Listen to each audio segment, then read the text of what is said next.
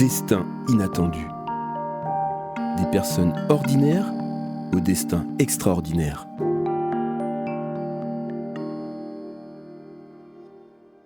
Dans le prolongement d'Octobre Rose, Destin inattendu avait envie de parler du cancer du sein et de retracer le parcours d'une femme qui a vécu ce combat pendant presque une année.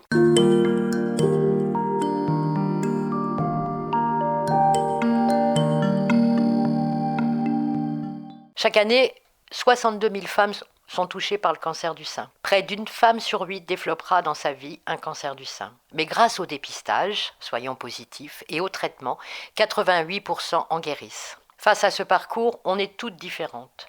On a toute notre façon de nous battre. En tout cas, pour toutes, le cancer du sein modifie notre relation aux autres, notre relation à la vie et notre relation à nos projets. Je reçois aujourd'hui Rosanne. Bonjour. Qui va nous raconter son parcours et ce qu'elle en a fait après. Quelque chose de remarquable, vous le verrez. Rosanne, raconte-nous, tu avais quel âge? Comment ça s'est passé? Alors moi j'avais 38 ans, 2 enfants, donc de Jules qui avait 4 ans et Lilia qui avait 7 ans.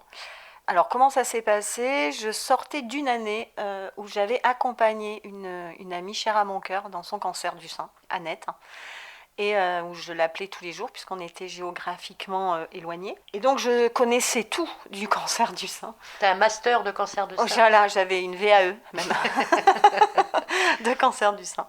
Et puis voilà, Annette finissait son cancer, j'ai envie de dire, et je prenais mon bain. Et j'ai senti une petite boule dans mon sein. J'ai appelé mon mari, je lui ai dit « Dis donc, je crois que j'ai une boule dans le sein ». Bon, j'étais un petit peu hypocondriaque déjà, donc il ne s'est pas trop inquiété. Et il m'a dit « Non, mais c'est parce qu'Annette vient de finir sa chimio et tout ça, et tu es dedans, mais c'est rien. » Ok, bon, voilà. Et le lendemain matin, en fait, c'était plus une petite boule que j'avais, c'était vraiment un œuf de pigeon. C'était une énorme boule dans le sein. Donc nous sommes partis en urgence chez un gynéco à Dinan qui a regardé la boule et qui m'a dit bon, si ça fait pas mal, ça va, c'est que c'est pas un cancer. Donc ça me faisait pas mal, donc bon, ok, mais on va quand même faire une petite échographie. Bon, d'accord. On est parti faire une échographie, toujours à Dinan, et là le monsieur m'a dit ah oui non, c'est pas un kyste.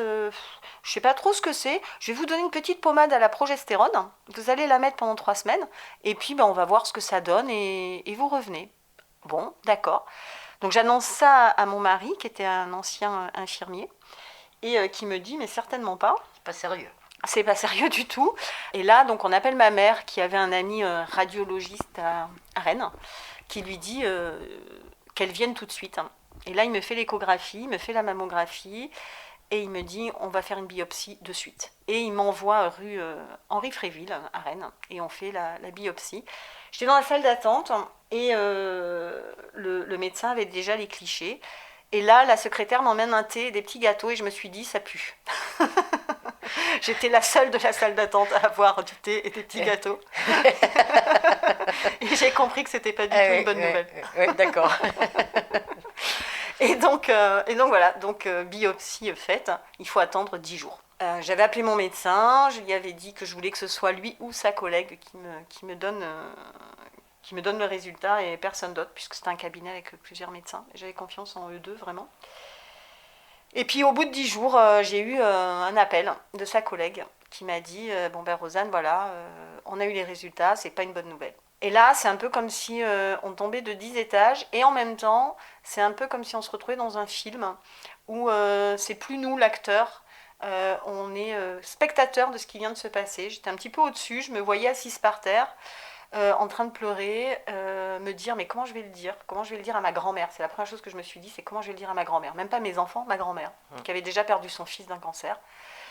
Et je me suis dit, mais elle va jamais supporter. Et puis voilà, j'ai appelé mon mari, je lui ai dit, on a fait une petite réunion de famille avec les enfants, on leur a expliqué, voilà. Tu savais déjà que ce serait un parcours chimio, radio? Non, pour l'instant on ne savait rien. Donc on leur a juste dit, voilà, maman elle a un cancer, c'est une maladie, c'est dans le sein, et puis on ne sait pas ce qui va se passer. Et puis bon, ma mère, voilà. Donc évidemment, ça tombe un peu sur la tête de tout le monde, mais les enfants n'étaient pas très inquiets puisqu'ils ne savaient pas vraiment ce que c'était, donc c'était pas inquiétant. Et puis quand on a été voir l'oncologue, Là, ça a été plus dur parce que d'abord, c'était pas un cancer hormonodépendant, c'était ce qu'on appelle un triple négatif. Il nous a expliqué qu'il y avait moins de recherches à l'époque sur le triple négatif, puisque là, on est en 2011, et que c'est quand même un cancer. Là, je suis en stade 4, le cancer fait 6 cm. Wow. C'est un gros truc. Ouais. Voilà. Il nous dit c'est un gros truc. Tu fais pas les choses à moitié, toi. Voilà, ça va être. Vous allez en chier, madame. Il me l'a pas dit, mais ça, il ressemble un petit peu. Donc, voilà, il nous explique qu'on va commencer par la chimio parce que là, il est tellement gros, il est tellement invasif qu'on ne peut pas l'enlever. Donc, on commence par la chimio pour le réduire. Ensuite, donc 6 chimios sur l'été.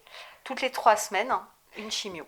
Pour revenir, avant de parler de la chimio en détail, qui est quand même le gros morceau de cette maladie, beaucoup de femmes hésitent à se dépister.